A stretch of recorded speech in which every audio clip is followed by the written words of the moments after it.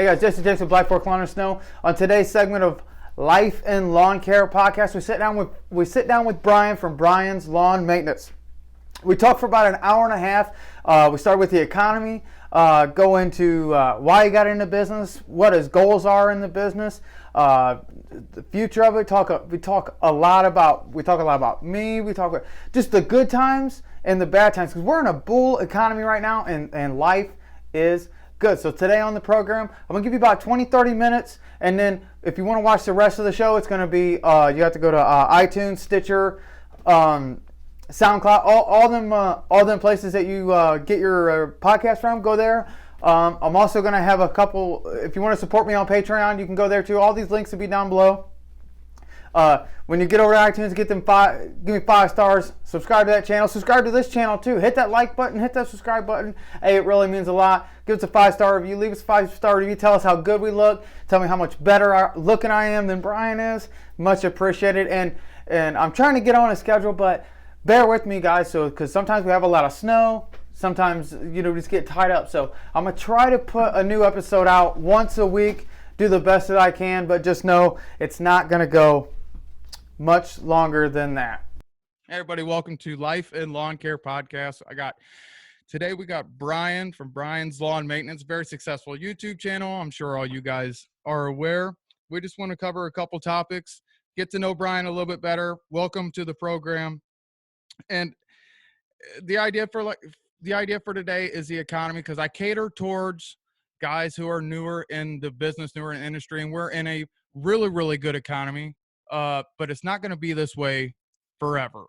So real quick, Brian, you got any tips for any of the guys, what they should be doing, any ideas on the economy state right now? And for sure, man. Well, first off, thanks so much for having me on the show. Thanks so much for putting this all together. I know it's not easy. So anybody, I always say that if you listen to these podcasts and or YouTube videos and you appreciate them, do whoever you're listening to a big solid and give them a 5-star review or a thumbs up.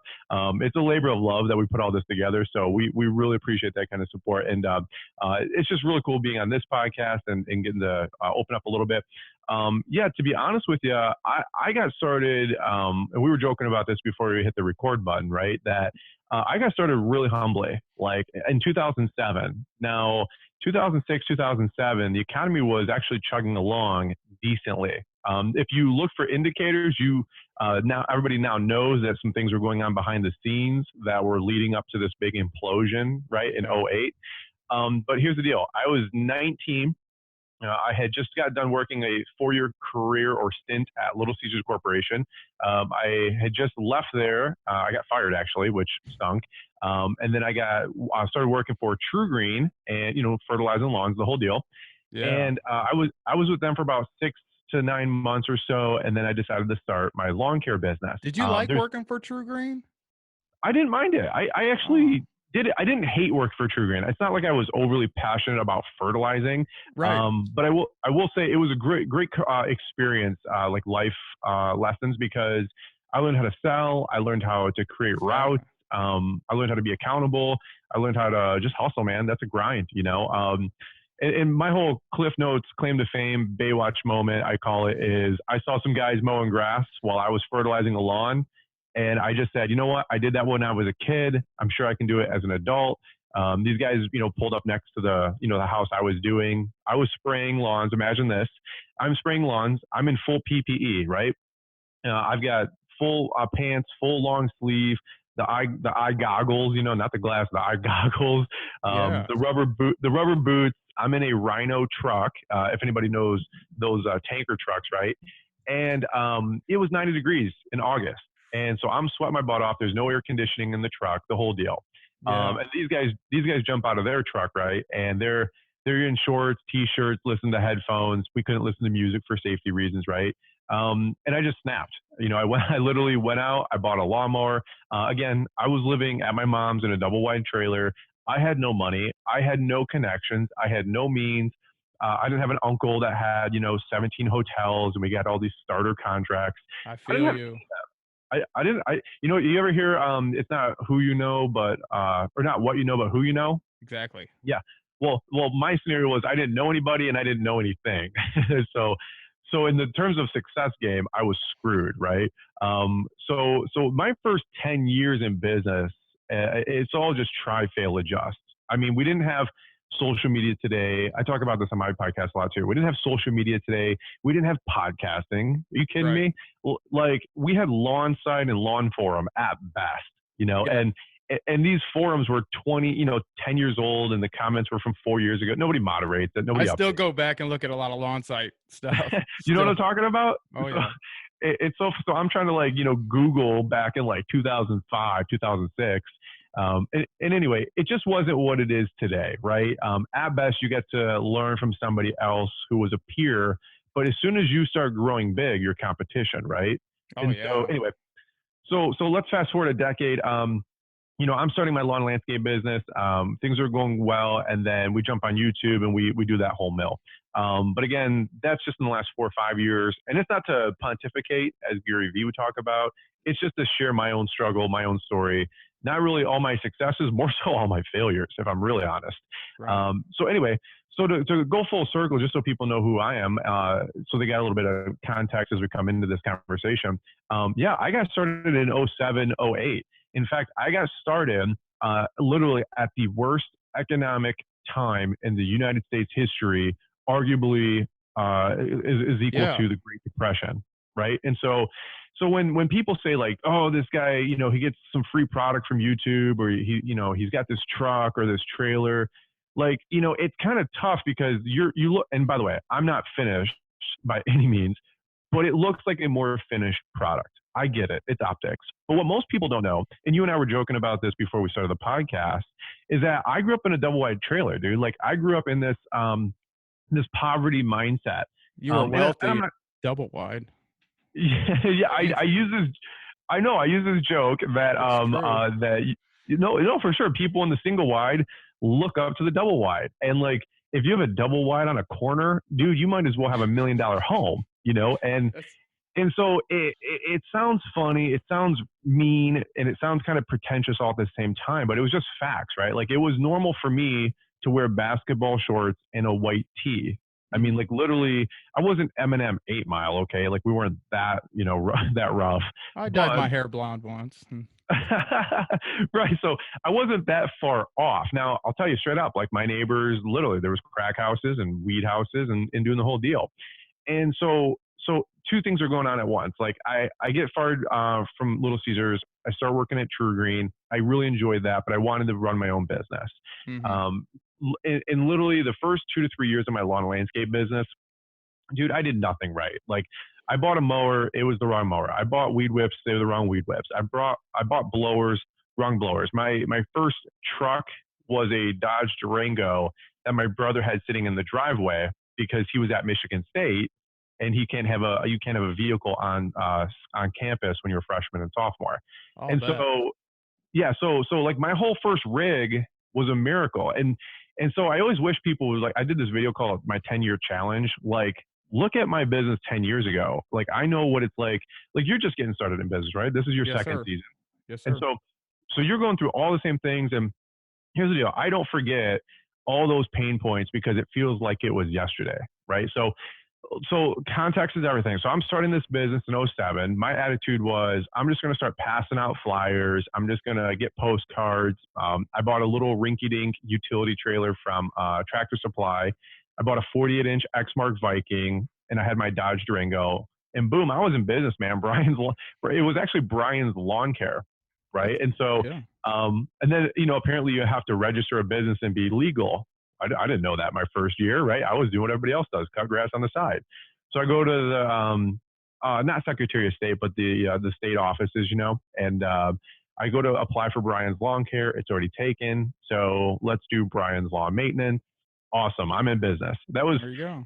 It wasn't super thoughtful like so many of you guys do today, and have all these great videos to learn from. I was just, again, making stuff up. Yeah. And so interestingly enough, and we can keep going down this rabbit hole, but in 2007, 2008, the economy tanks. I mean, the floor falls out, and where I live, everybody knows that the economy got crushed, and especially automotive. Well, where I live, it is the heartbeat of automotive territory. People, people have no idea. This is the topic I actually really talk too much on, and this is a really good topic for me because it's so personal. When I was working at True Green, the economy had just bottomed out, and people were canceling their fertilizer service like left and right. And so, 1 out of every 5 or 10 homes in where I was spraying lawns in Northville, Michigan, was on the chopping block. Now, very, very wealthy area, like top 5 richest counties in America, for real. Now I don't have any of the money. I'm a poor boy living in a trailer park, you know. But where I was trying to sell services in Wixom and Novi and Milford, you know, all these homes are going for sale.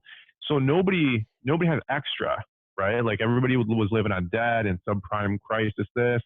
And so when I was starting to cut grass, you know, all these things were going all on at once. Like I had to, you know, start cutting lawns for $20 to undercut the $25 and $30 guys. So I was that lowball dude, probably that bummy lowball guy. We all been there, man. So many people on YouTube say, yeah. Like if you don't get started that way, like God bless, but honestly, 90% of us do. Okay. Exactly. And you know what? And I had to learn. And by the way, that's why so many videos and podcast episodes of mine were talking about know your numbers. And like that's gonna get so you're gonna hear it till you're blue in the face in 2020 is know your numbers. I think it's so critical because I didn't know my numbers my first decade doing this thing. And so anyway, I'm cutting lawns for $20. I'm barely making any money. Fuel prices, right, are $4 a gallon. Yeah. I imagine this. I have a Dodge Durango SXT V8. It's like the 5.3 or whatever. This thing, we joke, never had a full tank of gas. It sucked gas like crazy. You know, you know in the military, you know how they do gallons per miles, not miles per gallon. Right. Well, that's how we joked. Like I had this tank, and it was gallons per mile with the Dodge Durango. Oh, them Durangos were bad. They had the big Hemis in it. Oh, yeah. That's what it had. It had the Dodge Hemi 5.3. It would pull my little trailer. You wouldn't even know it's back there flapping in the wind. So I'm sure it was a 5x8 or single axle 5x8. It was like the little 5x8 utility from Tractor Supply, like $800. Yep. I didn't care. I thought it was my $10,000 enclosed trailer today, right? Like I was in business, man. Like you know. So here's the deal: gas was $4.20 a gallon. You know, I was doing $20 lawns. Everybody around me is losing their job, going out of business. My uncle literally lost his job, and he worked with me for 4 months just to make ends meet. And it was just a crazy little world. And you know, fast forward, I think this is what we're really talking about is that you see so many people looking good and smelling good today. I think it really makes me nervous because I've always tried to, from a very practical standpoint, give conservative advice on my YouTube channel. Oh, right? Yeah. I understand there's a lot of people watching, and I don't want people to get bit or get burned. So I know personally what it's like to buy a $10,000 lawnmower, and that costs more than your first car, which was my little Hyundai that cost $9,000. Like I know what it's like to buy a $600 blower and freak out because it's either, you know, paying rent, buying a car, or paying your car payment, or buying a backpack blower. Like I've made those choices where it's eat steak or get a blower and eat PBJ. Like, so I take it really, really serious. So I've always tried to not teach at a level I haven't been at, but at the level I'm at right now, relate back and give really conservative advice. And so, and right now I just see everybody is succeeding. Like I'm a big Trump guy. Trump's my man. He's kicking butt. The economy is doing great. But that doesn't mean that a different president could get in office at the time of this recording. You know, we were told prior 2016 that, hey, these jobs are not coming back. The time of this is over. And what's good about President Trump was he said no. But the thing, you jumped in at the worst time. At any time, did you the worst? Did you think to yourself like, man, I need to get a job because this is a horrible economy. I'm starting. Right. Do you have them thoughts? So here's the deal. Here's the blessing of being young is that you're ignorant and you're naive. There you go. Right? I mean, literally, I was 20. I had a little bit of a safety net because I lived at home. Mm-hmm. I didn't have a girl. I didn't have any bills. I a car payment and some insurance and a cell phone, maybe, $500 a month. Right. Mm-hmm. And so when I got mutually, I just decided to stop going to True Green, and they never really fired me. It's just, I have my whole story on another podcast. If people want to go down the rabbit hole, they can learn what really happened. But so basically I'm out of a job, and I have this 10-week window to sell enough money to make what I used to be making at True Green. But I didn't know, by every economist standard, every professional standard that can measure all these numbers, that the economy was so bad. Nobody knew. Nobody had been in anything like this since 1980, 1979. So it's so it doesn't. Though people like us and I, people that grow up in our kind of area, trailer parks and different things. I mentioned this in one of my other podcasts. Was I never knew in 2007, 2008. I never knew we was in having. All I knew was gas prices was high, and I couldn't understand it. The people in the lower middle class or you have no idea. Class, it doesn't affect you either way. Like right, like so it sounds so funny because people look at us now and they think that like we're this success story, and I'm like, look, dude, I'm just a regular guy. But dude, you're totally right. In 07, 08, I didn't have a $800,000 401k that got cut in half.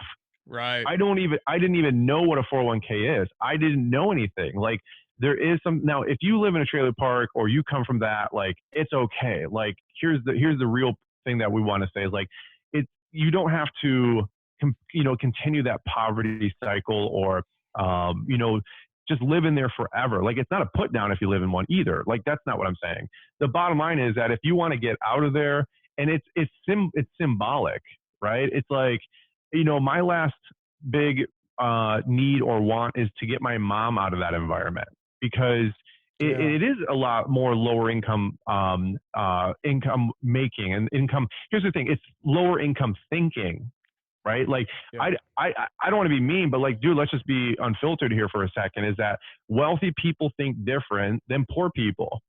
Like, let's just be dude, honest. I had no idea about any of that until I started second, I want to get to why you wanted to start a business, but I'm a go on this rant is whenever I got laid off, and it was just a cycle of $15 an hour was great, was my thinking, and lay off, back to work, lay off, back to work. And it's like, I had just enough. I couldn't get any kind of Medicaid, food stamps, or anything like that because I made too much, but I didn't have enough to actually live a normal life. So I was just getting so aggravated. When I had the opportunity to start this business, dude, it was just such an eye-opening when I started listening to like you, Kelpis, Stan, and all these guys that was talking about poverty mindset and changing your mindset, especially with a lot of Kelpis's older videos. I was like, dude, that's me. And then when I found your stuff, you talk about growing through a trailer park and coming up, and I seen your pictures on Instagram where you redid the landscape in front of your mom's place. I was like, there is a difference. Like people, I just thought rich people were jerks, and they only think this way because of that. And I was wrong, man. I had learned all that. I went through public education, and that's why I'm so down on it. Like I had learned that, I mean, you can probably relate to this, but in Metro Detroit, Michigan, if you don't go to college and you tell your, your guidance counselor, right, that you're not going to go to college, they don't say this, right, but they basically say, hey, you're going to be a loser. Like if you want to be a tradesman, blue collar, let alone be an entrepreneur, self-employed, funny story, you fast forward a decade. Now here's what everybody misses. A decade. Okay. Like it didn't happen in 18 months, but a decade later, I make more money than all of those people. Exactly. But here's the thing. It took a decade to get there. You know what I mean? Now, point number 2, I wanted to go full circle was, all I saw was raising gas prices and no more wages. Right. But I didn't have a 401k that got cut in half or anything like that. Right. The other thing was, I saw home prices go from like 800 grand to like 600 grand. I saw condos going from 150 grand to like 89,000. And I'm like, well, that's really weird. Like, why are things on sale? Like if a shirt goes on sale at Kohl's, awesome. Like I understand that. Right. But why are homes on sale? So that's where I've been the last decade. Now, again, I didn't have any money. I didn't have any cash flow. I didn't have any credit. I didn't have any 3 C's to be able to start hitting the Mario Kart turbo boost on my life. See, wealthy people get wealthy in an up economy, but they really get wealthy in a down economy. And what we haven't had for now, correct me if I'm wrong, but every basically 10 to 15 years, there is a cycle. This is so common knowledge. It should be, if you're not, listen to, YouTube podcasts and all this mess and get educated. But every 10 to 15 years, there's a cycle that happens where the floor bottoms out. It's called a correction. And corrections aren't bad. Corrections are just a transfer of wealth. It takes money from people who don't know to people who know. Right? It's super simple. Well, if you don't know, then more than likely you're going to be on the one side of the equation that's going to transfer money and wealth or debt to the wealthy people. So here's the tip. Yeah. Don't get mad. Don't complain. Don't get victim mentality. Just put your foot down, put a line in the sand and say, what side do you want to participate on? I want to be a wealthier person. Now, I still grew up with this upbringing that it was okay to succeed. It was okay to be a capitalist. It was okay to make money. Like, that is so shunned in America today. It's not even funny. People put down rich people or people trying to make it or people trying to be successful. Like, I always rooted for the little guy. I am that little guy. And now we have a little bit of successes coming in. And like, there's family members that don't believe how I believe politically. And we've been at dinners, heated dinners, where they say, all those rich people that are making all that money. And I go, hey, just so you know, the top 5% in America is $220,000 a year. The top 1% is $400,000 a year. I said to this person that remain nameless in my family, they go, all those rich people, I said, they need to have their money taken away from them and given to everybody else. And I said, just so you know, you right now, we would be considered in that top 5%, if you will, with my current business. I said, the government's going to take half of that and they're going to go do stuff and blow 49.5% of it.